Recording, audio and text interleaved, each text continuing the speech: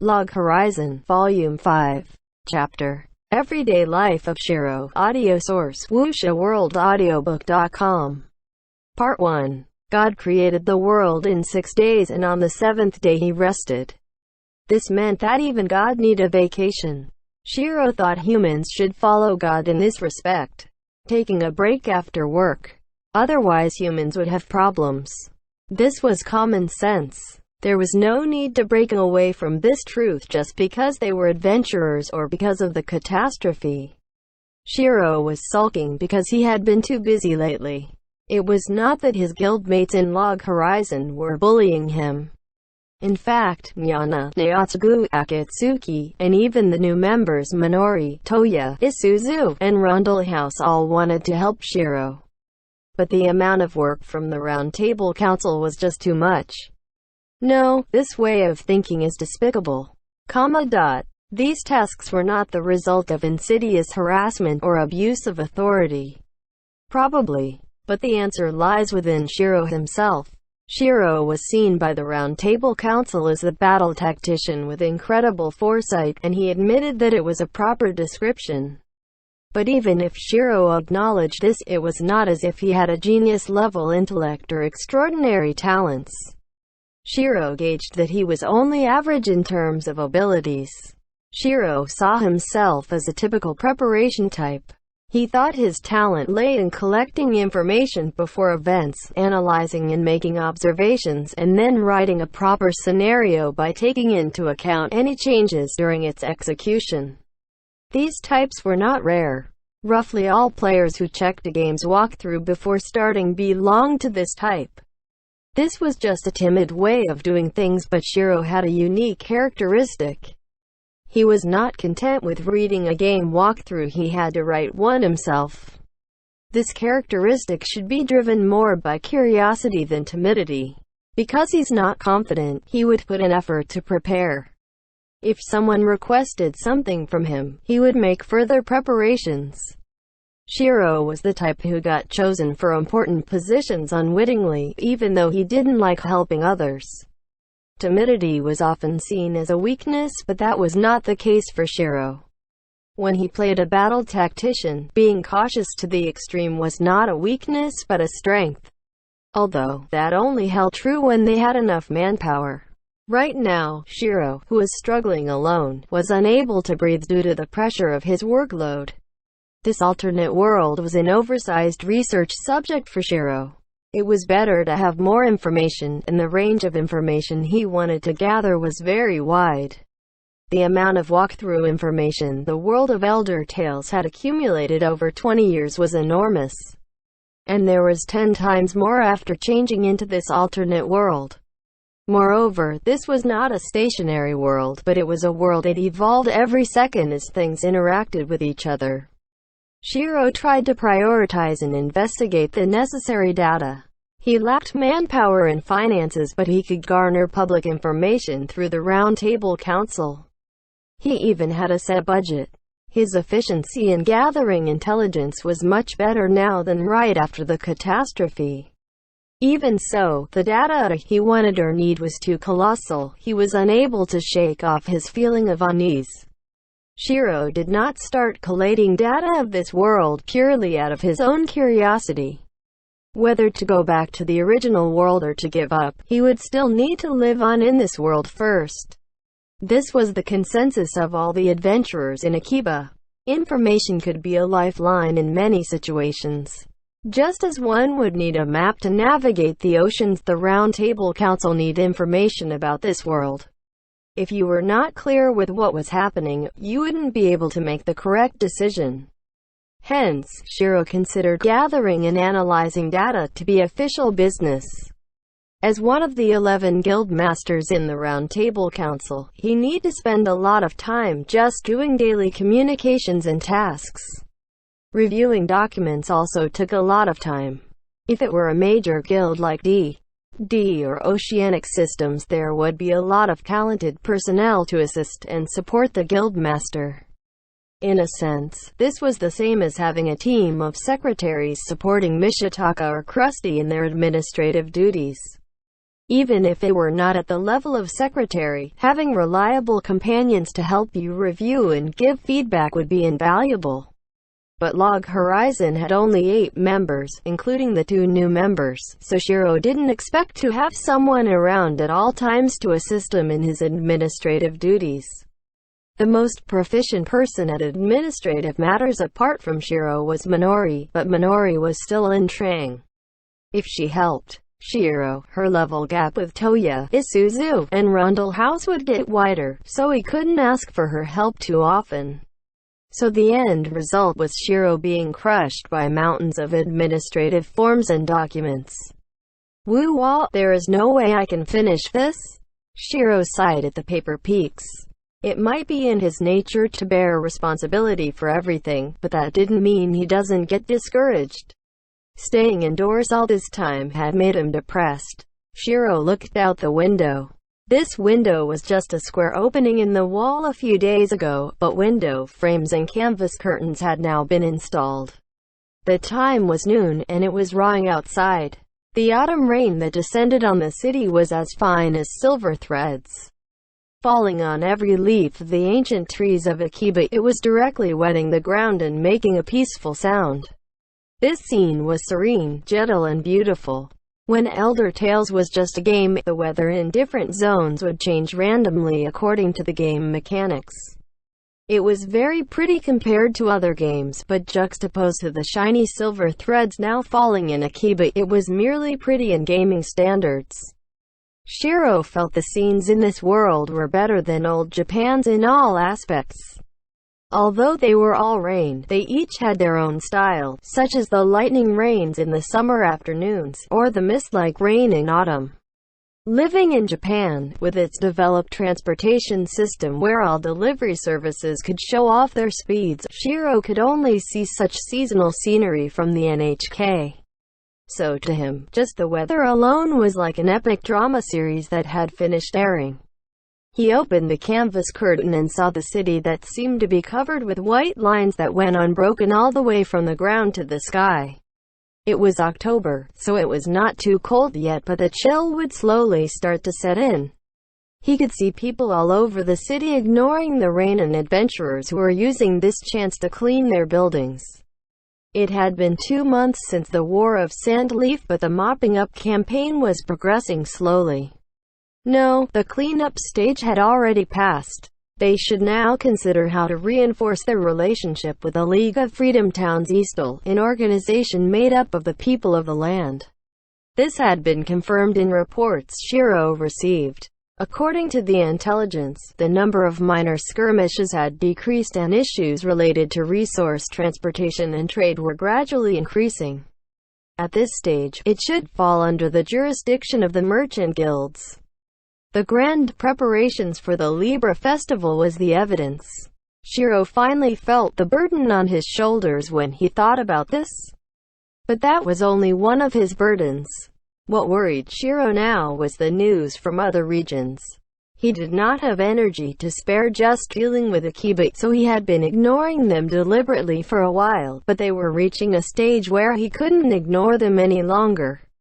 The data from his sources was collated and countermeasures executed. But after gathering further information, he realized that there had been major changes. No, it could be said that the changes were too extreme.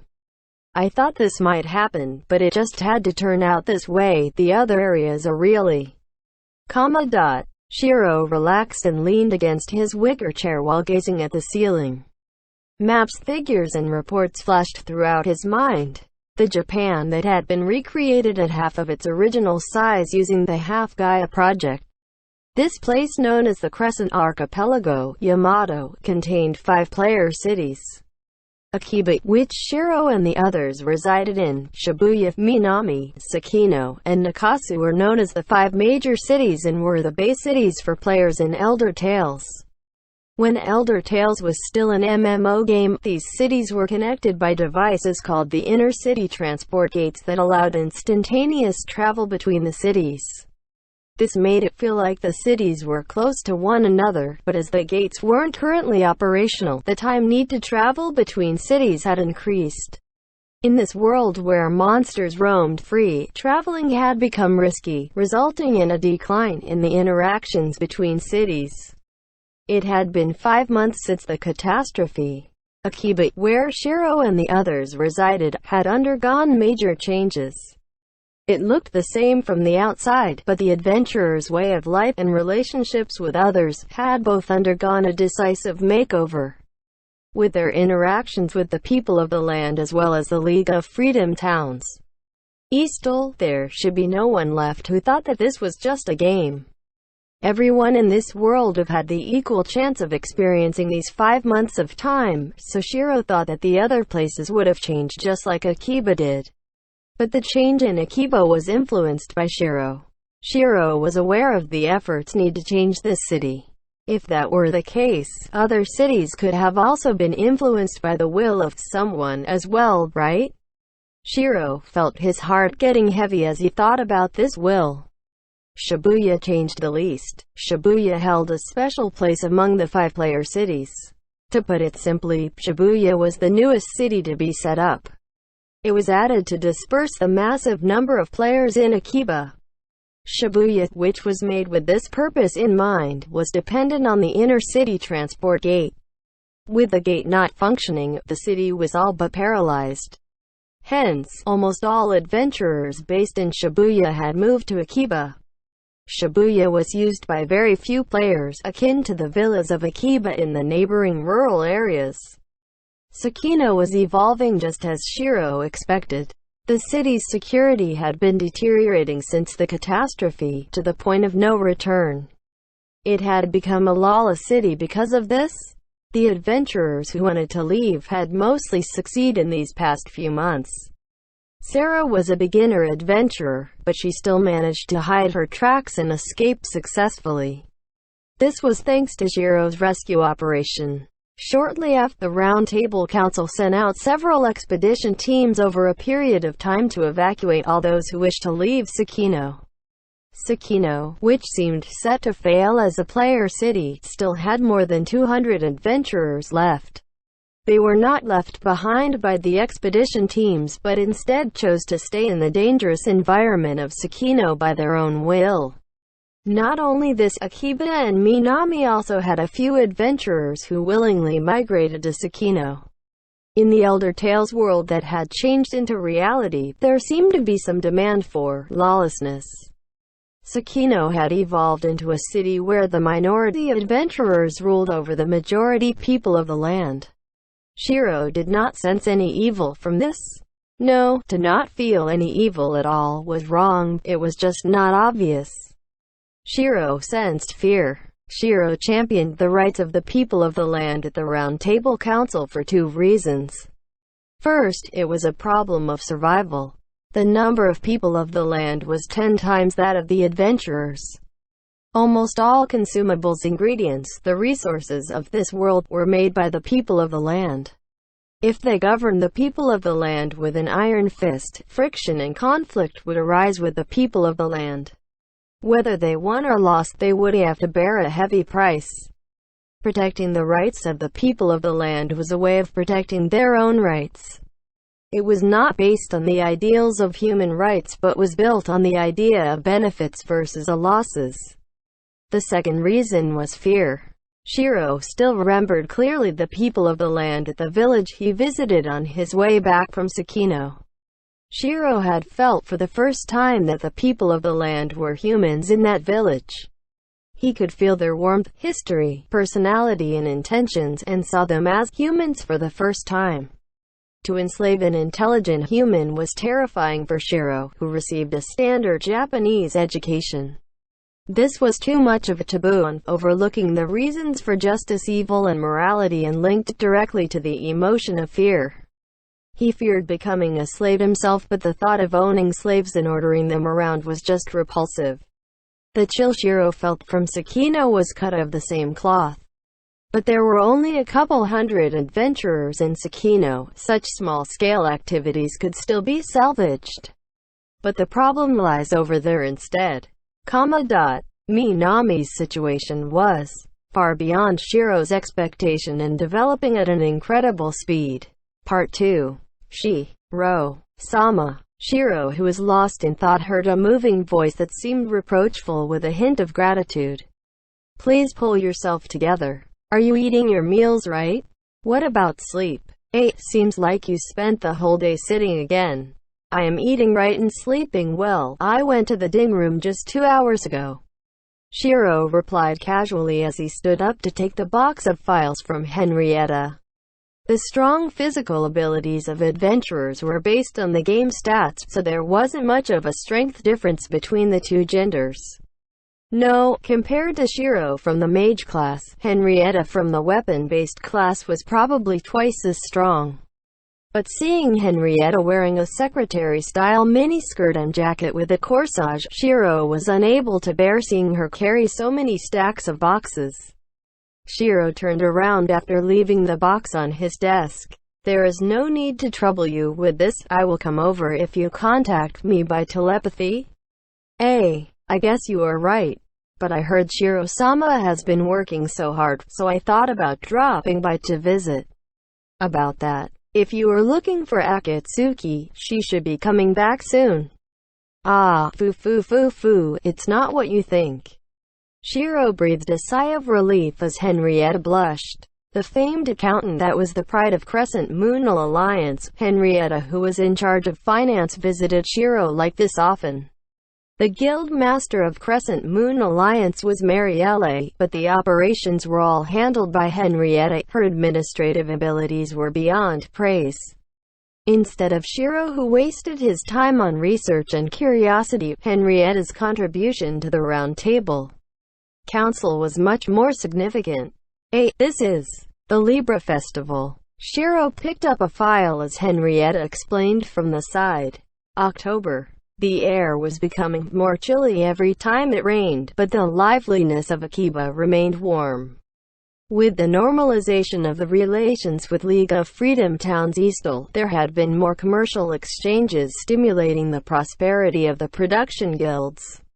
Food, clothes, machines, medicine, organic materials, and types of items were imported and exported at an astonishing rate.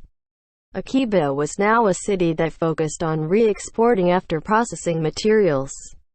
Adventurers could gather basic items like food ingredients and minerals, but it was easier to get them in bulk by purchasing them from the people of the land. People of the land, especially nobles and merchants, had a strong demand for goods made by adventurers. They were very interested in finding out the secrets of their production and were very active in all kinds of trade. As the production guilds became more lively, the battle guilds also reaped its share of the benefits.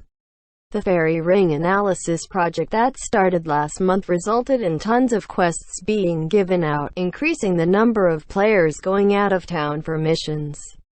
In this situation, the unexpected project that started was the Libra Festival. This event that the adventurers of Akiba were looking forward to was a festival celebrated by the entire city. When Elder Tales was a game, apart from events set by the developers, there were also plenty of unofficial activities organized by the players themselves. There were all kinds of activities that spanned from an entire city to mega events that spanned the entire server.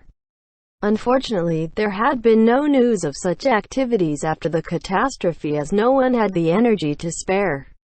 But as life stabilized after 5 months, everyone should be anticipating this lively activity and letting go of the feelings of uneasiness after a while. Shiro understood this point, but instead of preparing for the Libra Festival, Shiro was swamped with all sorts of administrative work, so he didn't know the details. He only took a glimpse through the memo that was sent to all the guild masters and had a very rough idea. This was a trading activity that would be held in Akiba a few days later. That was what he thought. How is the liaison committee? Karasan-san is working hard. I really take my hat off to him. The preparations are going smoothly. Henrietta, who was arranging the files with her back to Shiro, replied. As expected of the advertisement agency, this project was directed by the production guilds and the production guild liaison committee. With the formation of the Round Table Council, there was a slew of new inventions bringing a boom to the economy of Akiba. The Round Table discussed issues regarding these new inventions but had finally reached their limits. The Round Table Council was the governing organization that decided the general direction Akiba should take. It couldn't keep handling trade disputes or complaints. Practical problems related to items and delivery didn't need to be strictly handled by the 11 guild masters, so they decided to set up a dedicated department. That was the Production Guild Liaison Committee. The Production Guild Liaison Committee was situated 2 levels below the Round Table Council's conference room in the guild building and operated 24/7. It was manned by adventurers who had nothing better to do, and it was a laid-back and kind committee. The Liaison Committee had the atmosphere between a conference room and an office. Anyone could visit any time. With their policy of revitalizing the small guilds, this place became the hangout for guilds with small guild halls. Mishitaka from Oceanic Systems and Roderick from the Roderick firm treated this place as the training ground for future leaders. A big notice board was full of all sort of requests, such as buying resources, trading items, or information exchange. They could also source for new items and business partners, a noisy and lively urban community center. It was just a liaison committee and lacked the seriousness of the Round Table Council. The Production Guild Liaison Committee was the organizer of the Libra Festival. Crescent Moon Alliance was one of the small guilds that was part of the Round Table Council and should have plenty to work to do. Henrietta had had more work at the Production Guild Liaison Committee than she had at the Round Table Council recently. Will Crescent Moon Alliance be participating? Of course we are. Our blacksmith will be selling short swords at the flea market. Crescent Moon will also be making a comeback. Sarah is also working hard on this as the new kids didn't have a chance to eat it. But the main event will be the fashion show. Fashion show? Yes, you didn't know? No, I did hear about it. The idea of the Libra Festival started out by someone suggesting, let's hold a merchandise exhibition event. Alright. At the Production Guild Liaison Committee, the first thing the adventurers who came to this alternate world desired was normal food and drinks. With this settled, the next was the increase in demand for a better living environment and fashionable clothes. In the past, when this was a game, your residence was just a place you used to log out. The furniture were just toys to decorate your personal space that had wonderful variety but lacked functionality. It was the same with dressing. Among the corporations that took part in Elder Tales development, Fujimi Network Entertainment was a development agency reputable in design, suitable for otaku culture of Japan, but they did not consider functionality when they came up with their designs. They didn't even include underwear as part of the items that could be crafted in the game by adventurers. But such inconvenience had been solved recently. The adventurers had been creative and came up with more inventions every day. But the citizens of Akiba might miss the information about unpopular items. The only way to get information about new inventions was by chance, word of mouth, or the periodic advertisement flyers. The proposal to host a merchandise exhibition event was started this way.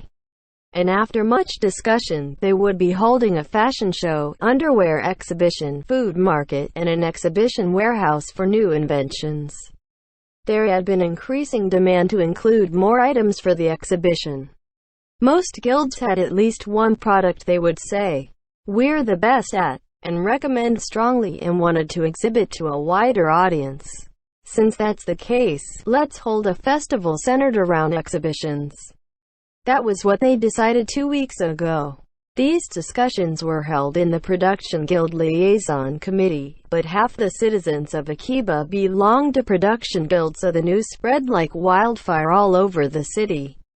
The Production Guild members were all participants, so pure tourists belonged to the minority. To be precise, only visitors from outside the city would meet this criteria. And so, the exhibitors were also the customers, akin to a school cultural festival.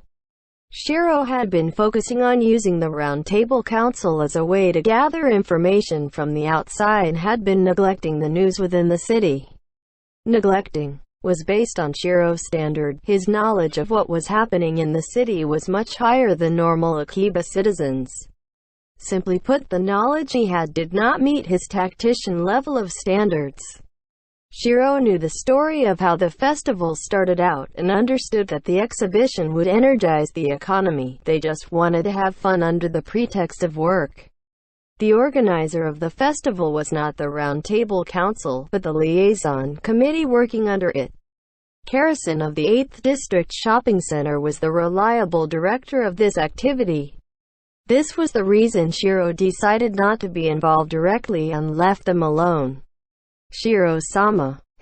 Henrietta said as Shiro arranged the files neatly. How is Isuzu-chan doing? I've been meaning to talk to her properly one of these days, but I have been busy and it slipped my mind. Shiro-sama is a good friend of Crescent Moon Alliance, so please don't hold back. But Sarah has been worried about how she is doing. Yeah, she is doing well and keeping up with her daily training. She got a 10 in the summer, since the only good thing about this place is that it's spacious. The subject of the topic Isuzu was a young female bard who transferred from Crescent Moon Alliance to Log Horizon. This young girl with freckles joined Log Horizon together with Rundle House. The Sorka Rundle House and the bard Isuzu, they were the two newest additions to Log Horizon since Toyota and Minori entered the guild. The transfer proceeded smoothly after a peaceful discussion between the two guild masters. Isuzu was also a beginner confined by the nasty guild Hamelin just like Minori. Her time in Crescent Moon Alliance was short and there wasn't much of a problem with the transfer. Log Horizon and Crescent Moon Alliance had always acted like sister guilds, often holding beginner training session or forming raiding parties together. Even though Sarah worried about Isuzu, they had still been meeting once every 3 days. Shiro-sama hasn't gone out the entire summer, Henrietta said reproachfully. This was the truth, so Shiro couldn't say anything to defend himself. Henrietta was a core member of Crescent Moon Alliance, had similar roles as advisor like Shiro, and was also handling the accounts for Crescent Moon Alliance.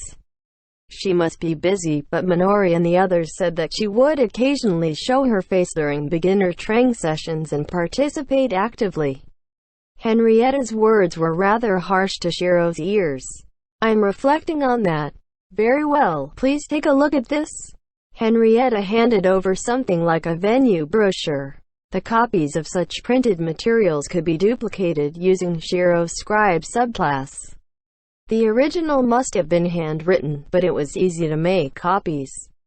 Shiro browsed through it roughly. Akiba seemed to have several exhibition areas set up all over the city. The content was mostly fashion and ding, but there were also armor, weapons and furniture made from steel or wood. The Festival Eve events started the day after tomorrow, while the actual festival would last for 2 days. The dinner party and the after-festival party.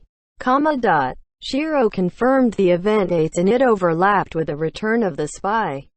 The spy should be able to sneak in easily with the crowd during the festival, but it would take some effort to secure their reports. We can't make any reckless movements during the festival. Guess we have to wait. Even if he wanted to gather more data, the intelligence they could collate during the festival would not be reliable. Really, why are you making such a face? Since Shiro-sama is reflecting on his actions, you should say something, right? For instance, use this festival as a chance to deepen your relationships with your friends in Log Horizon. Shiro was stunned by her words for a moment, but she did have a point, and it was a good idea. He should be fine doing this once in a while. I will. Also, Henrietta shook her slender finger. Her actions, together with her thin-frame spectacles, gave her an alluring air of mischief akin to an elder sister. Log Horizon is one of the representatives of the Round Table Council. Please do your part to make this event lively. I will handle this appropriately. And that's a promise, okay? Henrietta informed with a smile. Both Akatsuki-chan and Minori-chan are very cute. I am looking forward to it. Heavens, really? Just imaging it can let me go on without food. As the saying goes, people can't go on with only bread, but they can endure most hardships with bread and imagination. My God. Henrietta, who was twisting her body with her hands on her cheeks, looked horrifying. Shiro could not send his precious guild members to uncertain death, so we need to find out the details of this promise. What can they do to help? It's very simple, they just need to help with the sales of winter clothes exhibition. Being a salesgirl should have nothing to do with being very cute, correct? Shiro saw through the blueprints of Henrietta's future plan and apologized to his guild members in his heart, thinking of how he could make it up for them. Part 3. Rainisha was wearing comfortable casual clothes and sitting on the couch, enjoying her small lunchbox with pretty designs. This was a common takeaway lunchbox in Akiba. It's delicious. The vacation she was looking forward to. Even as Rainisha immersed herself in this feeling of sweetness, her supple feminine body still trembled when she recollected her recent crushing workload. Rainisha sighed heavily and drooped her shoulders. Yes, she had been conned. Conned by Krusty. She was baited by the sweet talk of 3 meals provided with afternoon nap included. She was remorseful of her rash actions. It was obvious if you thought about it. The adventurers were the key to influencing the world. The nobles of the League of Freedom Towns Eastal, which her grandfather chaired, also knew this, and was attempting to recruit and use them in political and military terms. The reason Rainisha gave her speech in the nobles' conference was because she could not stand their attitude and behavior. Back then, she worked so hard as she wanted to protect her homeland and not force the adventurers to accept their willful and rude demands at the same time. In a sense, Rainisha's effort had borne fruits. With the kindness of the Round Table Council and the sense of justice of the adventurers, her homeland Maihama and the League of Freedom Towns Eastal was saved. After the war in Sandleaf ended, the situation reverted back to the way it was. No, with the adventurers showing their might to the aristocrats, the development that follows was much more concrete. Adventurers didn't only show their military prowess but also their advanced technology, economy, and unity as well. With their display of force, no nobles held any ambition of conquering Akiba and worked towards deepening their relationship with the adventurers in order to increase their gain through taxes. Rainisha had seen so many examples this month that it irritated her. Rainisha took on the role of ambassador in Akiba under her grandfather's orders. Her position was something between confinement and martial arts training. She was also the first residential ambassador from the League of Freedom Towns Eastal to coordinate relationships between the two groups. She often received invitations from the Round Table Council to attend events like ceremonies, and would also participate in balls as a noble woman. Thanks to her perfect lady education, these gatherings were nothing to her, even though they were troublesome, but the problems lay elsewhere. For example, clans who focused on business, which the adventurers called production guilds, would visit her and ask her opinion on business matters. On the other hand, the merchants and nobles from the League of Freedom Towns Eastal would also ask her to introduce influential people in Akiba to them. She needed to investigate the details thoroughly before handling such requests, or there would be trouble if she lost her reputation. There would be no failures if she declined them all, but there were some requests she could not reject in the social world. Even if she came from the most influential dukedom in northeast Yamato, she was not the head of the family, just a granddaughter, so not everything went the way she wanted. At the same time, she was amazed at the lack of schemes in the actions of the adventurers. In their eyes, Rainisha was a direct descendant of one of the 2 dukedoms in Yamato. Even if they were curious and treated her with respect, they didn't think they had to grovel at her feet. They approached Rainisha as a person of the land to understand how a people of the land might understand or feel about things, not to take advantage of her position for their own benefit. They probably saw themselves as powerful adventurers, and even if Rainisha was a noble woman, she was just a person of the land in the end. That was what Rainisha felt. From Rainisha's angle, this made her sad. She was happy that the crowd didn't treat her like an aristocrat and saw her as another human being, but this joy and the pain were both sides of the same coin. She was happy to be a common person of the land, but it pained her that she was a powerless noble. But let's ignore this for now. This type of emotion was like a trap. To fulfill the request, dignity and restriction of the nobles, she needed to learn more about the adventurers and Akiba. Not only her, the people of the land as a whole did not know much about the adventurers, even the nobles. They assumed they understood each other because they shared a common language, but their lifestyle and culture had a major gap. In the process of trading or helping, there would be conflicts if they didn't have the minimum amount of knowledge, which had happened numerous times. If she didn't advise the aristocrats and merchants this way and only help with introducing adventurers and production guilds to them, it would cause major problems one day. On the flip side, the problems with the adventurers made Rhaenyra feel gloomy. Adventurers were very practical and wanted practical information. All the adventurers were intelligent and educated. Talking to them made her feel she and her country were ignorant of so much. Because I am not with the military, because I am not a bureaucrat, because I am not a man. Rhaenyra had not come into contact with the diplomatic issues facing her dukedom clan for various reasons, and she thought this was obvious. But her conversations with the adventurers made her realize she didn't even know what the citizens on the street or the farmers were eating, where they were living. What would interest them, what made them happy or sad. It was acceptable if she didn't know about the adventurers, but she didn't know the lives and hearts of her citizens either, making Rhaenyra realize what a shameful excuse of a noble she was. In order to seriously deal with the requests of the nobles and the adventurers, she would need to amass a wealth of knowledge and investigate them thoroughly. This made her so busy that the words 3 meals provided with afternoon nap included had disappeared without a trace. Woo-wah. This is never-ending. The worst fact was there were no limits to this type of knowledge. Even if thinking of a brilliant plan, advice or coordination, there was no guarantee that it was the best way. If she considered it or investigated it even more, there might be an even better idea. Or if planned more carefully, she might be able to avoid the worst outcome. These doubts lingered on in the corner of her mind 24 hours a day. Even Rhaenyra, who admitted she was lazy by nature, was unable to cut corners. Alyssa lectured her when she collapsed with a fever after studying the books too hard. She did not remember the content of her preachings, but it was nice to have 3 days to recuperate. That's it, I'm not going to do anything. Rhaenyra enjoyed her lunch elegantly with her petite mouth. Stewed vegetables, cold dishes and the brown object known as mini hamburger steak.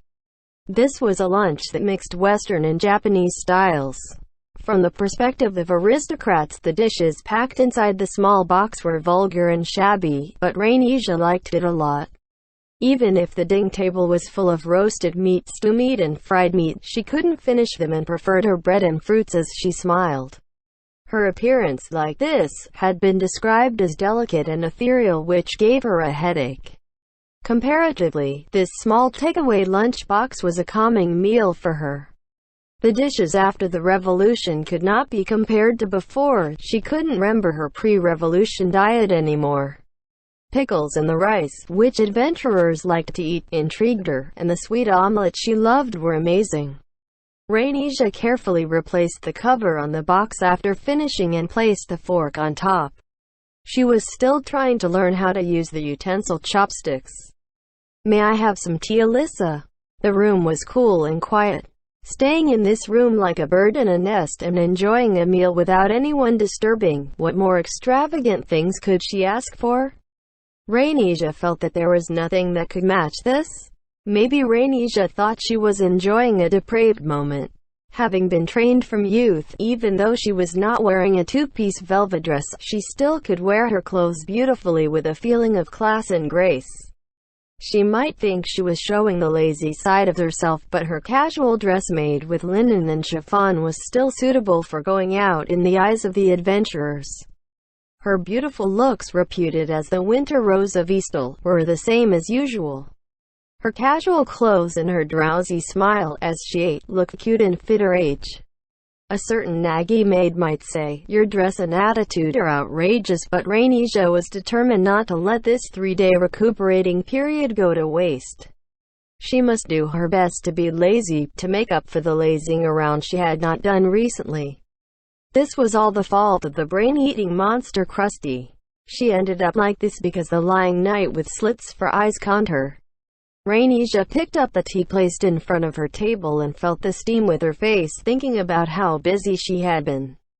All her joints were numbed from comfort, a deep sense of fulfillment from eating and sleeping all she wanted. Her sleep time had dropped recently and could only be described as cruel torture. Really, I have been so busy all because of that mischievous monster. I need to let him realize the difference in our power relationship someday. Just as Rainesia sighed happily after enjoying the fragrance of her tea, a voice that shouldn't be there sounded out. "I am very aware of this relationship, so there is no need to trouble the princess to teach me." Krusty, who was seated on the couch to Rainesia's right, replied without missing a beat. His tunic that was dyed in layers of brown just like the autumn leaves matched his black-edged coat. His dressing was suitable for taking a stroll with the feeling of autumn, giving Krusty a refreshing image. The burly knight with a broad and strong upper body akin to a giant warrior, his strong limbs were long and well-proportioned. So if he walked on the streets in casual clothes, it wouldn't give off the impression of a giant. The contours of his face had the academic look of a scholar or a researcher. His appearance maintained a feeling of neatness and cleanliness with absolutely no weak points to speak of. You couldn't find any even if you tried. The ominous atmosphere he gave off in the battlefield made him look like a giant warrior, but he looked so gentle and quiet on the streets. This was definitely foul play. Krusty appearing at an impossible timing made Rainesia repeatedly open and close her mouth in objection. It's fine if you want to scream or fidget around, but you probably should put this down," Krusty said calmly as he took the ceramic teacup from Rainesia's hands. His calm attitude made Rainesia's blood rush to her head and her unable to think properly. Why? She was unable to collect her thoughts. "Why are you here? Who gave you permission? Isn't barging into a lady's personal room." This was an office, so this description was a bit wrong. Outrageous? The questions that came along with her anger rose and disappeared repeatedly. Rainesia escaped by crawling to the edge of her couch. She moved at most a meter away. Considering the length of Krusty's arms, this was not enough, but she would fall off if she went any further.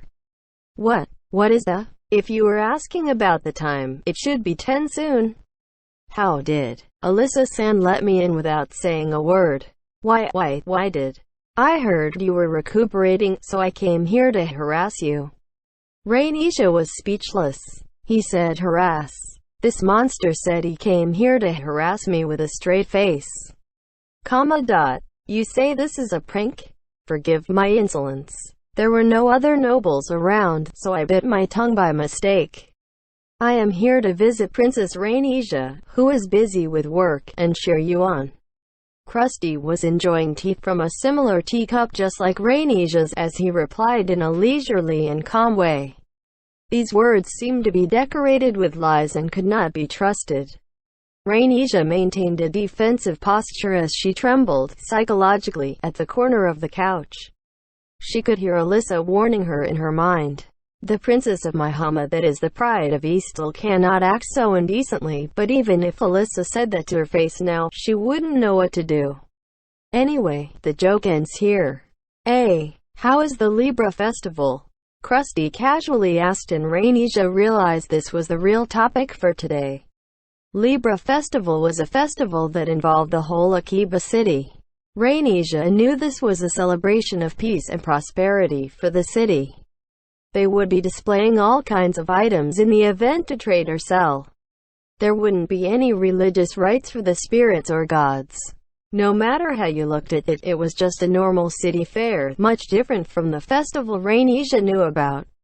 But the common thing would be people congregating together to have fun. At least, that was what the report said. The Libra Festival, where many adventurers gathered to do business, should attract a lot of people of the land, businessmen to visit.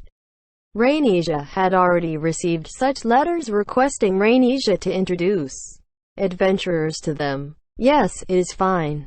So busy, so exhausting, so much responsibility. He read minds again. Rhanesia was scared, but was gradually getting used to it. She pleaded in her heart, "Please don't do that," which was definitely conveyed to him, but he didn't show any mercy. But despite the feeling of fear, she enjoyed her time conversing with Krusty. He was able to see through things that Rhanesia found hard to say or wished he would notice. "I am doing my work properly." "Yes, probably." Rhanesia retaliated slightly, but he just brushed it off with a sentence. Seemed like the mind-reading monster could not tell how much effort Rhanesia put in and how difficult it was. "What is it?" "Nothing." Rhanesia turned her head away and adopted an ignoring attitude, disregarding the gentleman with a look of boredom on her face. "This is an act of attack. I will not be tempted by Krusty's sweet talk." Rhanesia steeled herself as she averted her sideway gaze at Krusty away in a hurry. Snorting was too rude, so she would not do that. She didn't remember ever doing that. "The preparation for the dinner party is going smoothly. Don't worry, I am doing it properly." Rhanesia's words surprised Krusty. Seemed like he thought Rhanesia was useless. "If you think that, don't throw work at me, okay?" Rhanesia thought. "You mean the dinner party hosted by the princess?" Seemed like he just forgot about it. This monster was infuriating. The dinner party on the second night was organized by Rhanesia. The organize here meant being the figurehead. Rhanesia was unable to help in terms of preparation work and cooking duties. Rhanesia's duty was to attend this dinner party as the host and entertain the guests, running the place as the host. Even this level of dinner party in Akiba was simpler and less formal than many of the dinner parties Rhanesia attended before. Adventurers disliked hypocritical etiquette. This understanding had slowly changed in the month Rhanesia had spent in Akiba. They didn't really dislike the etiquette, they just couldn't see the point in them. Since there was no point, they were unwilling to learn, so they didn't have the knowledge of complicated etiquette. Adventurers seriously lacked knowledge about this world and the people of the land society. Rhanesia felt they were like babies in this aspect, but the feeling must be mutual. Rhanesia thought. Rhanesia worked closer with the adventurers than other people of the land, but when discussing among themselves, Rhanesia was unable to keep up with half of their topics. Firstly, she didn't understand their technical terms, so she didn't understand half of what they were saying. The part she did understand baffled her as to why they had such outrageous thoughts. Adventurers did not even know the concept of nobles and peasants. From the above example you could tell that both sides still had a long way to go. But they would be able to close this gap in the future. At least Rhanesia thought so. The reason why it was a dinner party and not a banquet was based on the same reason. For banquets, the invited guests would be seated according to their status for dinner. The host Rhanesia would be in charge of all the activities, including dishes to welcome her guests. The dinner party took a form that was unheard of by the people of the land. It looked like a banquet but was a different form of ding. There would be all kinds of dishes that would be served to the table and replenished periodically. There was no fixed seating for the guests and they would stand and dine like a dance party. The Round Table Council was the governing body and was very important, but in order to be accepted by the adventurers as friends, it was important to interact with all sorts of people. Since the adventurers did not like to differentiate between nobles and peasants, she would need to treat them all like nobles. Rhanesia requested the Round Table Council for help, bearing this thought in mind to organize this grand-scale dinner party. This was her way to show her sincerity, gratitude and appreciation for the War of Sandleaf. The War of Sandleaf 2 months ago still had lingering effects in this world, but the mop-up operation had finally concluded. Rhanesia welcomed the Libra festival with this feeling in her heart. Krusty was probably going to dump more work on her using some excuse, but she would not be conned this time. Rainisha steeled herself as she turned her head away. She had finally been given some time of peace, as well as the delicious food in Akiba. No matter what, she wanted to avoid working or getting involved in troublesome affairs. But unexpectedly, Krusty did not mention any work, which always seemed easy at a glance, or troublesome issues after a long time, and just sipped his tea quietly. Time passed leisurely in the room. What is this monster thinking about? As Rainisha worried, the time continued to pass slowly. The air that seemed to have a yawn mixed in came along with sleepiness. The sound of the festival preparation was like the sound of the tides from far away. The monotonous sound of the clock seemed like some evil magic luring her to sleep. Rainisha had planned on spending the whole day dazing, so this was not a problem. The couch was so soft and comfortable, she wanted to spend half the day just like this. This part was going as planned, but the problem was Krusty. Even if Rainisha was a noble with an adventurous heart, she could not keep on dazing beside a man. Rainisha peeked quietly and carefully at Krusty. He had placed the teacup on the table and was looking out the window at the street that seemed to be melting in the autumn sunlight. Such a handsome profile. The current Krusty didn't have the vicious and murderous air he had while battling the goblins. Now that I think about it, he is a monster, so he can see through all your thoughts. Rainisha felt relaxed, as if she had just exorcised a demon possessing her heart. Just a little. About the distance of 2 palms. Rainisha moved herself closer to the center of the couch. The distance between the two closed just a little, but it was still enough for 2 Rainishas to sit between them. Krusty shrugged without saying a word and continued to enjoy his tea on the couch for a long time. Part 4. I finished stacking them. Yeah, same here. Cheerful voices sounded out, informing the merchant group they had finished the preparation. Are you ready, Rudy? Roger. Miss Isuzu. Blonde hair, blue eyes and a charming face, the handsome youth Rondelhouse replied to Isuzu as he tucked the map and small items into his backpack. Isuzu had already finished arranging her stuff. She just needed to stand up and brush off the dust on her waist and she'd be done.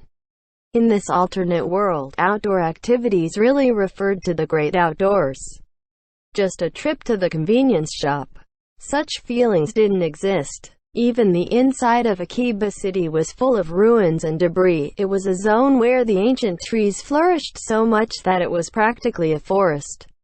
Even more so when you left the city, the untamed nature and the circle of human civilization came together in both conflict and fusion. The fashion of the adventurers was usually flashy and elegant, but this was only under the premise of their superhuman stamina and their special ability of automatic cleaning. Isuzu thought that neat freaks, like the girls who invested lots of effect and fingernail painting, would have a very hard time here.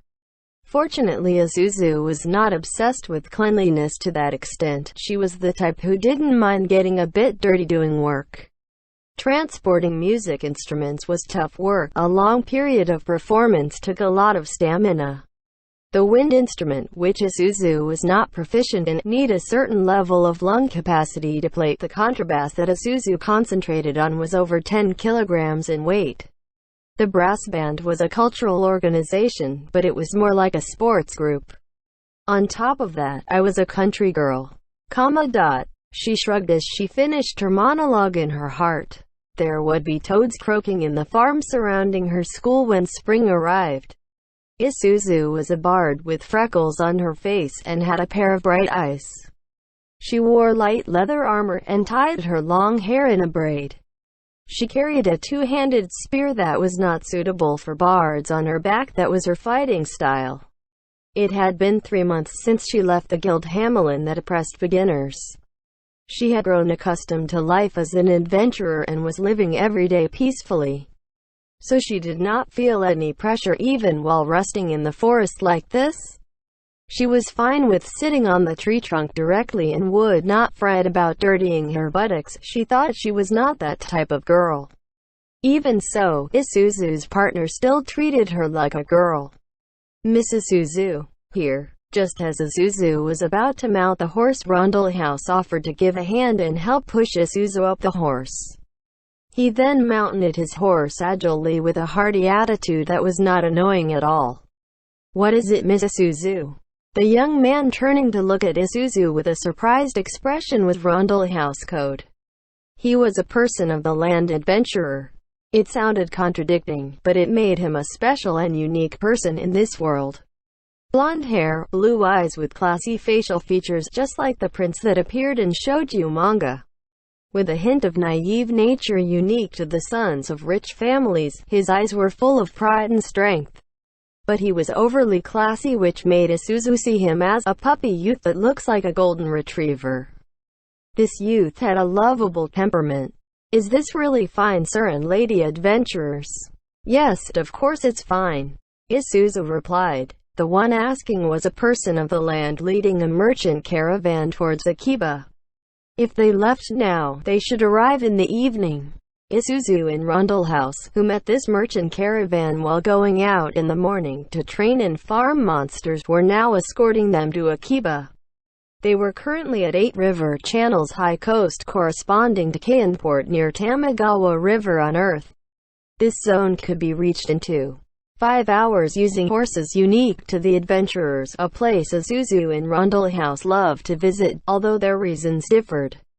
Rundlehouse, who was uncompromising in training, would practice by himself on top of raiding with the members of his guild. Any place was fine if it was meditation or practicing new spells repeatedly. But to increase his control and accuracy, the most suitable sparring partner were monsters. Being close to Akiba and having monsters that you could solo made this zone a perfect training ground. For Rundlehouse, 8 River Channel's high coast was a convenient place to do self-training. For Isuzu, she liked this strolling route. She and her brave dog, Rundlehouse, would choose all kinds of routes when they went for their walk. But the route for 8 River Channel's high coast was along the coastline. It had beautiful scenery and you could even see the ocean from here, a truly extravagant venue.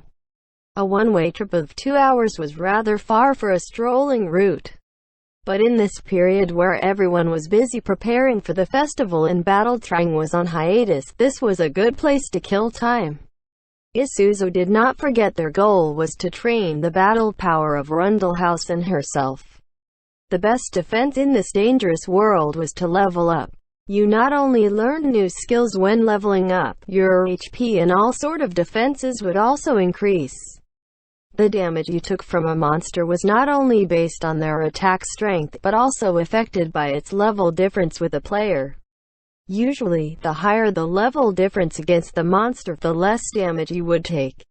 If you trained through battle and leveled up, it meant you were safer from harm. Isuzu almost lost Rundlehouse once. She didn't want to experience that again. So they went out early in the morning and started training or strolling for a few hours before meeting this merchant caravan in the afternoon. It was a convoy of 5 horse carriages with 20 people of the land. They seemed to have come from Izu and were heading to Akiba. The merchant caravan claimed to have heard news about the Libra festival and were going there to sell their wares and purchase any goods that interested them. Isuzu and Rundlehouse discussed for a while. In the wild open zone, there was a principle to the monsters they encountered in different terrains. The monsters in deep forest and hills were stronger than those outside. The closer you were to human civilization, there were usually less powerful monsters as well. This zone that was close to Akiba City was relatively safe. But that was for adventurers. For the people of the land, every journey was a series of dangerous events. Isuzu understood this. She had listened to Rundlehouse talk about the people of the land and knew how helpless their lives were in this world full of monsters. After a short debate, they decided to escort this caravan to Akiba. The merchant caravan could make it to Akiba even without their escort, but traveling merchants were always extra cautious. This would only take half a day and they were just slowing their pace on the way back. They could continue with their training while escorting the convoy by taking out any monsters they encountered. Isuzu and Rundle House offered to help after considering these points. The people of the land were hesitant at first but gladly accepted when they found out they just need to treat them to a meal as reward. So they are hesitant about this part. Isuzu felt a bit sad, but decided not to brood about it since it couldn't be helped. In the eyes of the people of the land, adventurers were an existence that was so close yet so far away. The people of the land in Akiba were accustomed to living with adventurers, but for those living in the rural areas, adventurers were like alien beings. Rundle House reminded Isuzu of this point time and again. The merchant caravan continued their advance along the gently undulating slopes under the bright autumn sun. The noise the carriage made were unexpectedly loud. The wooden carriage lacked cushions or shock absorbents and reflected the uneven surface of the ground with its rattling sound. Just listening to this sound was enough to make you think it could fall apart anytime, but it seemed to be ruggedly made. The carriage that had been reinforced with steel bracing at all its crucial points moved slowly with its full load of cargo. "Mr. Merchant, may I ask what are you carrying in the carriage?" Rundle House asked peacefully on their leisure journey home. The leader sitting on the driver's seat was conversing with a young man in the cargo compartment, but he looked out when he heard Rundle House. "Adventurer-san, our goods are mainly fruits such as oranges, kumquats, and olives.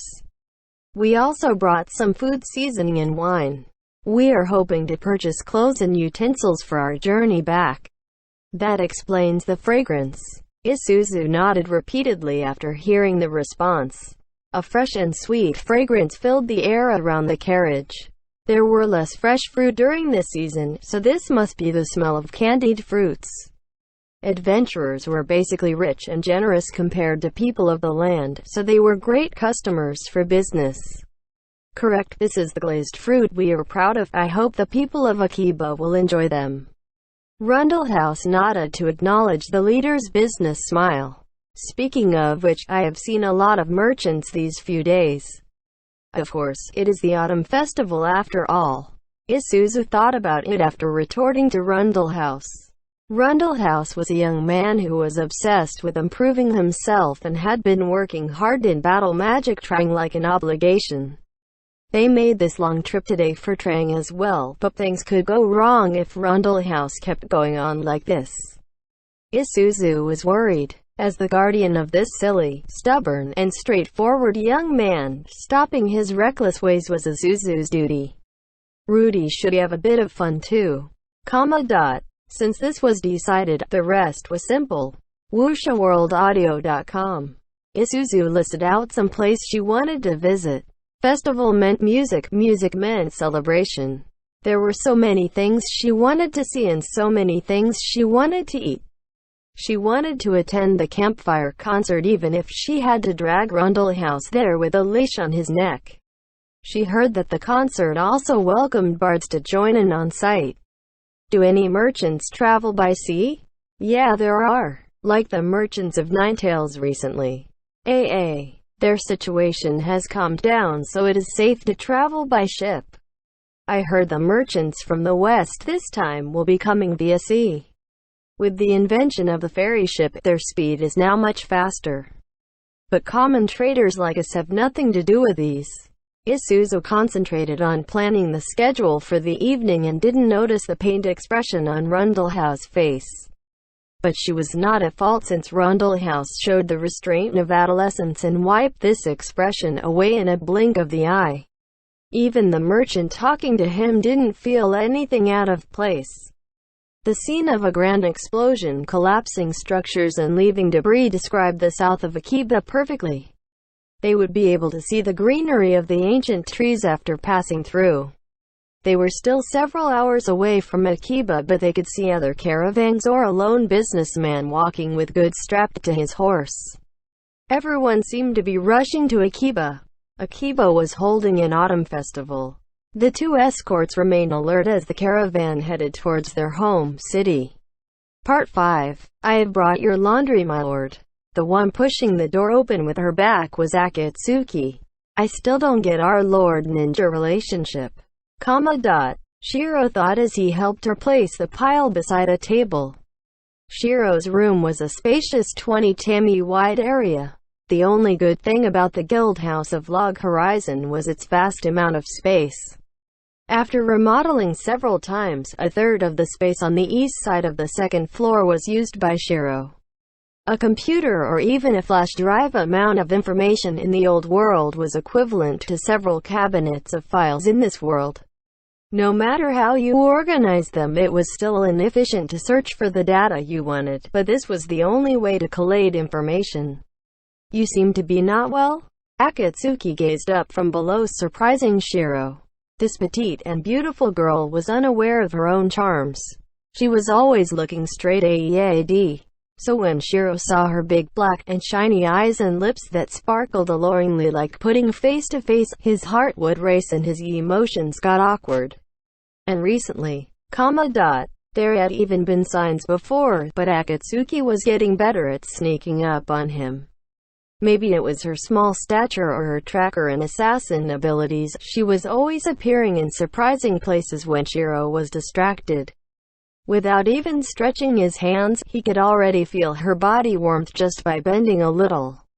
This distance made Shiro uncomfortable, but Akatsuki didn't seem to mind as she showed her concern for Shiro like some small animal. "Not really. Is that so?" Akatsuki did not continue after responding and started folding the laundry on the sofa. These were casual wear clothing that had dried after airing them on the floor above. The armors and robes that adventurers equipped has a set durability. It became dirty and worn out as it suffered damage, but it became as good as new after repair by people with the corresponding subclass, so there was no need to wash them.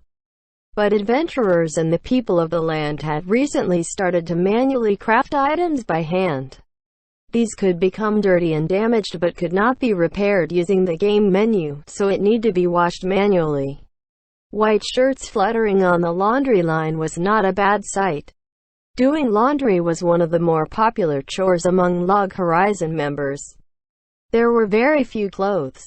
They finished folding a short while later with them working together.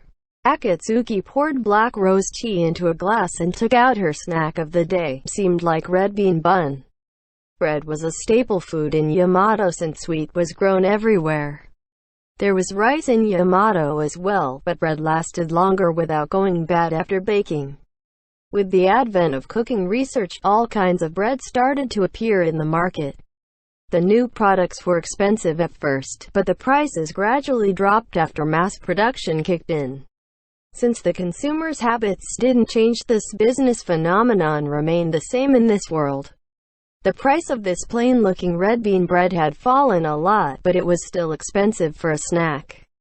Holding a bun with her left hand, Akatsuki handed the plate with a remang bun over to Shiro. "Is it fine?" "My treat. I hope my lord will appreciate it," Akatsuki replied curtly. Shiro was not sure how to react to her invitation. Shiro hadn't been out to the field lately as he was busy with administrative work for the Round Table Council. Akatsuki, who had been training with Minori and the other beginners out in the field, had money to spare, so Shiro wasn't worried about the cost. But as a guild master and a young man, letting a little girl, appearance-wise, treat him felt awkward. Shiro also felt this was a childish pride, but it was an emotional problem, so it couldn't be helped that he showed some hesitation. But it would look bad if he declined out of pride, so Shiro accepted the bun with gratitude. Akatsuki started eating her share as Shiro took the plate. The two of them sat side by side on the sofa, relaxing their feet and enjoying the sweet red bean paste. "What is it, Akatsuki? Ate that?" Akatsuki's eyes wandered around the room as she thought about how to say this. "My lord, do you have any plans for the festival?" Shiro didn't know how to react to her question. Henrietta did ask him to help with some things, and his guild members might forget his face if he stayed in his office all the time.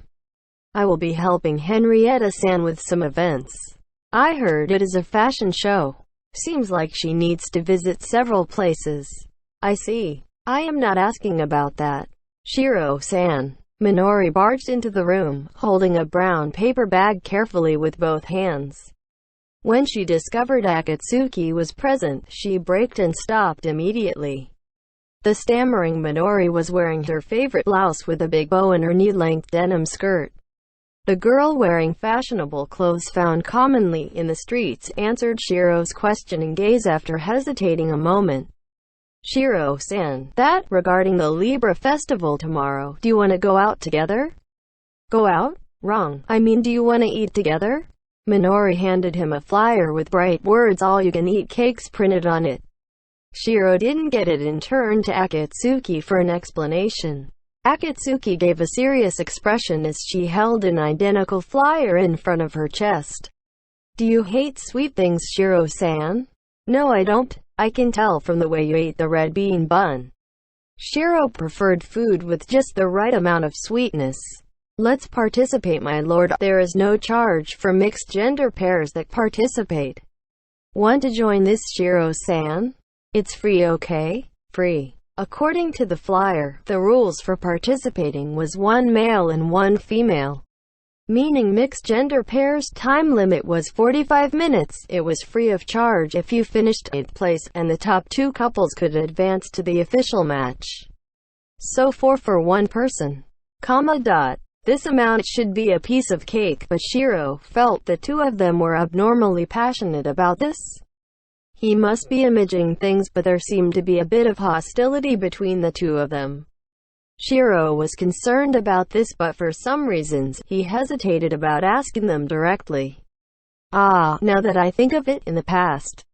Correct, it was the same in the past. He recollected that it was the same in the debauchery tea party. It was always the female players who made willful demands, with for being the biggest culprit. Shiro sighed in his heart when he thought about this. If all the women had the same nature, and that was highly possible, it would not be wise to decline them. How about it, Shiro-san? My lord, my lord. Shiro could only raise his white flag and surrender when pressured by these 2 young girls. Name: Isaac. Level: 90. Race: human. Class: Guardian. HP: 14,009. MP: 6,768. Equipment: Sword of Pain Black, Phantasmal class weapon which dropped from what was known as the world's fastest Phantasmal class drop from the Radamanthese throne. Raid: holds an ability coveted by Guardians where a fixed ratio of damage received is reflected as hate. Named Guild Tags: dog tags made in the shape of the Black Sword by craftsmen in Akiba after the catastrophe. Members who weren't logged in had one made too. Isaac holds on to these. Armor of Divine Flame: Phantasmal class armor that requires both Fantasy Crimson Metal and Terra Realms God quests to be cleared. Has high flame and cold resistance, and sets various basic abilities to a higher level. End chapter.